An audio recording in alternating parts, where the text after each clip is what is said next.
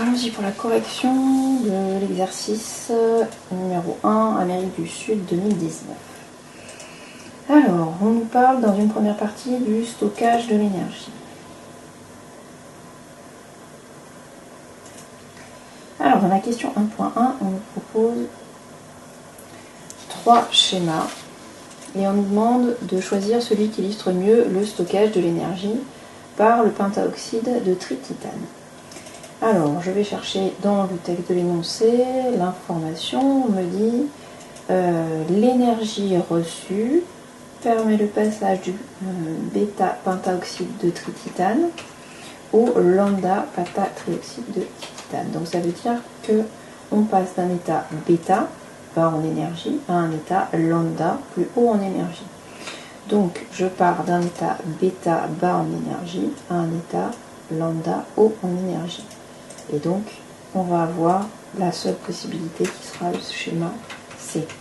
Autre possibilité de voir, le schéma B est forcément faux, puisque lorsqu'il y a le matériau qui emmagasine de l'énergie, je vais monter au niveau des niveaux énergétiques, alors que là je vois que ça descend, donc le schéma B c'est sûr qu'il est faux. J'ai forcément une flèche qui monte au niveau de la transition énergétique. Et donc en relisant bien, on passe du bêta bas en énergie au lambda haut en énergie. Donc le seul schéma possible, c'est le schéma C. Ensuite, question 1.2. La totalité de la surface de la pastille est éclairée. On veut vérifier que l'énergie qu'il faut fournir pour que l'expérience puisse fonctionner est la valeur qui est donnée dans l'énoncé. Alors je vais utiliser la donnée de l'énoncé qui nous dit que l'énergie volumique que doit recevoir le matériau est de 230 joules par centimètre cube. Donc je sais que l'énergie volumique est égale à 230 joules par centimètre cube. Donc ça c'est l'énergie nécessaire qui s'appelle EP divisé par le volume. Moi ce que je voudrais savoir c'est la valeur de EP. Donc EP ça va être l'énergie volumique multipliée par le volume. Le volume de quoi? De la pastille qui est considérée comme étant un cylindre. Et d'après l'énoncé, on me dit que le volume d'un cylindre, c'est pi fois r au carré fois h. Donc j'ai petit r qui est là. Pi fois r au carré, ça va être la surface en fait ici du disque. Et puis h, ça va être à la hauteur du cylindre. Donc ça me fait E multiplié par pi multiplié par r au carré multiplié par h. Alors il faut que je fasse attention aux unités. Ici j'ai 230 joules par centimètre cube, donc ça veut dire qu'il faut que je mette mon volume en centimètres cubes. Donc ça veut dire qu'il faut que je mette tout en centimètres, ou alors je décide de tout mettre en unité du système international, peu importe. Alors admettons que je mette tout en centimètres par exemple. Alors je vais avoir le diamètre, donc là on me donne le diamètre qui est égal à 13 mm, c'est-à-dire que le rayon qui est égal au diamètre divisé par 2, ça va faire 6,5 mm, qui va me faire 0,65 cm, si je veux le mettre en centimètres. Ça c'est pour R, donc ça va me faire E multiplié par pi multiplié par 0,65 au carré, multiplié par, il me faut la hauteur. Alors là, la hauteur, il l'appelle épaisseur. Donc H, il l'appelle épaisseur, c'est 0,500 mm. Donc ça fait 0,0500 cm, c'est-à-dire 5,00 multiplié par 10 puissance moins de centimètres. Donc ça c'est pour la valeur de H. Donc on n'a plus qu'à faire l'application numérique. Donc on dit 0,0500. Si on fait l'application numérique, on trouve donc à peu près 15,3 joules. Ensuite, question suivante, question 1.3. En utilisant vos connaissances, citez une propriété du laser qui justifie son utilisation dans cette expérience. Alors, la propriété du laser, c'est qu'il est directif. Donc il va concentrer une grande énergie,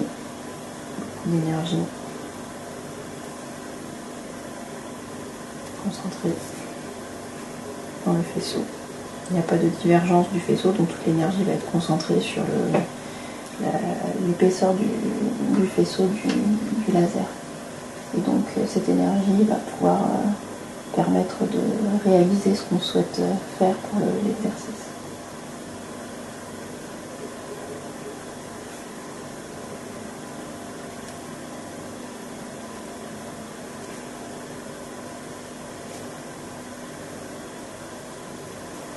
Ensuite, pour la question 1.4, comment faire pour calculer le nombre de photons nécessaires pour aboutir à l'énergie qu'il faut fournir ici? Alors, pour fournir cette énergie-là, il faut un certain nombre de photons. Il faut peut-être qu'on calcule déjà l'énergie que doit avoir un photon.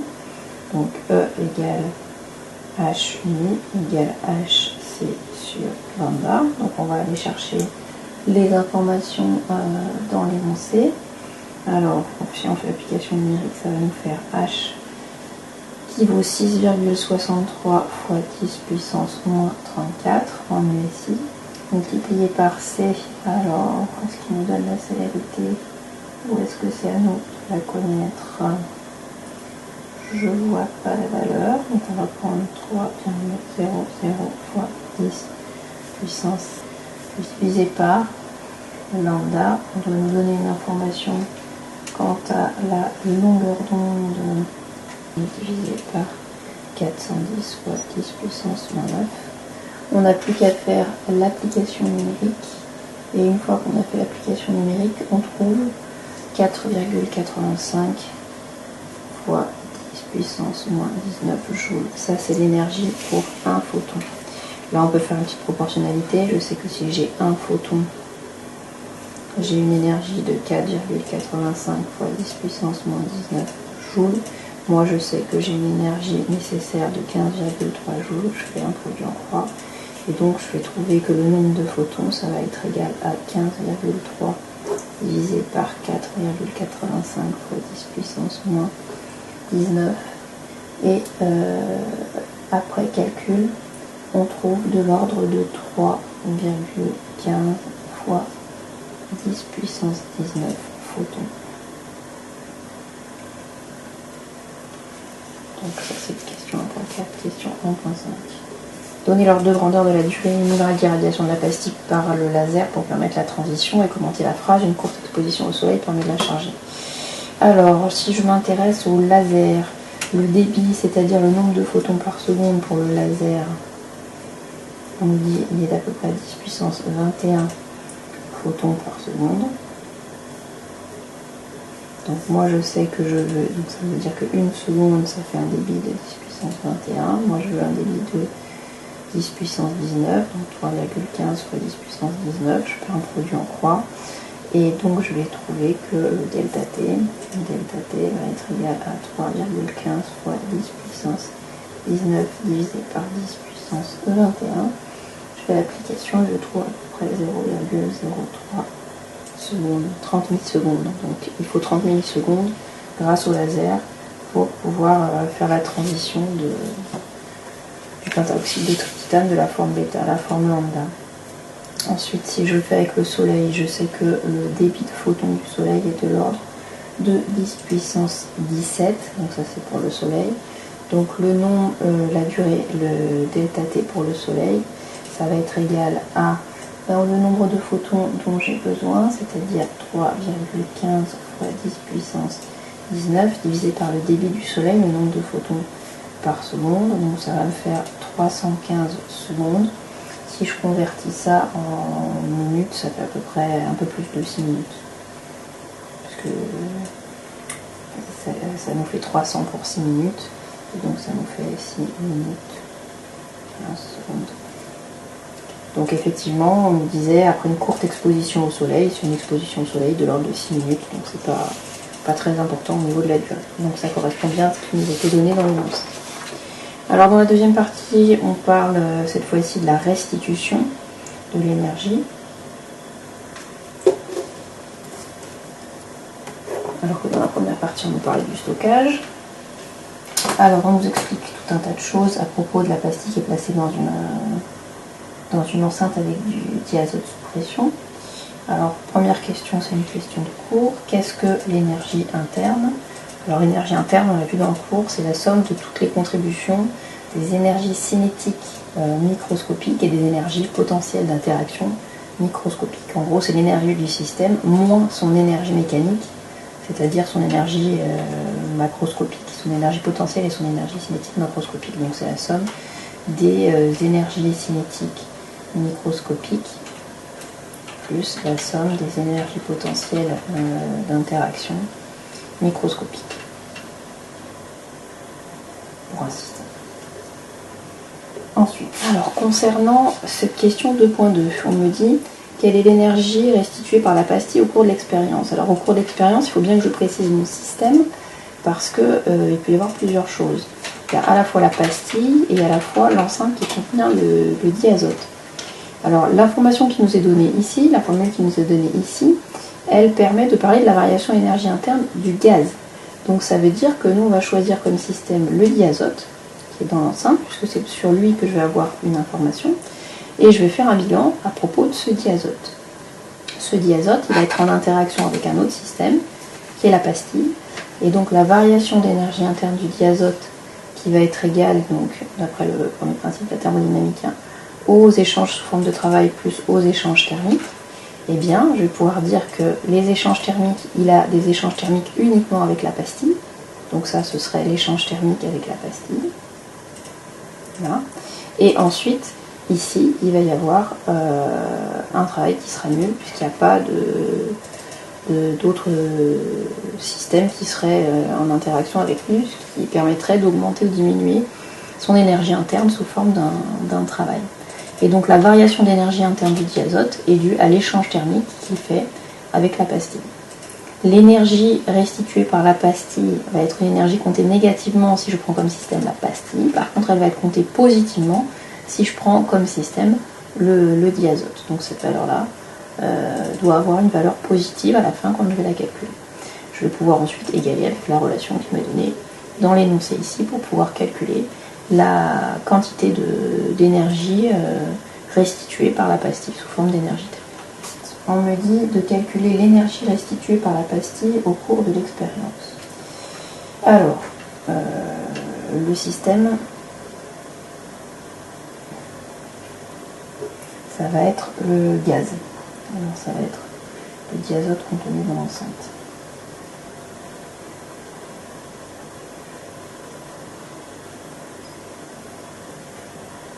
Je sais, après le cours, que la variation d'énergie interne de ce système va être égale à d'une part à la somme des travaux et à la somme des échanges thermiques. Ici, le gaz ne subit pas de travail. Et donc, la variation d'énergie interne du gaz va être égale uniquement aux échanges thermiques qu'il fait avec l'extérieur. Or, je sais que la variation énergie interne de mon gaz est égale, d'après l'énoncé, à 5,5 de N gaz fois R fois delta T. Donc, ce qu'on me demande de calculer, l'échange thermique restitué, ça va donc être 5,5 de N gaz fois R fois delta T. Je peux donc faire l'application numérique. Ça va me faire 5,5 de... Alors, il me faut la quantité de matière de gaz. Donc, on me dit dans l'énoncé qu'il y a 40 millimoles. Donc, 40,0 fois 10 puissance moins 3 mol multiplié par R. On me donne la valeur 8,31 multiplié par delta T. Alors, le delta T, je crois qu'on ne le donne pas. Ici, une élévation de température de 18,2 K. Donc, le delta T, c'est 18,2 K. C'est dans la question suivante qu'on ne donne pas d'informations sur la température. Donc je fais l'application numérique et une fois qu'on a fait l'application numérique, on trouve une variation d'énergie qui va être égale à environ 15,1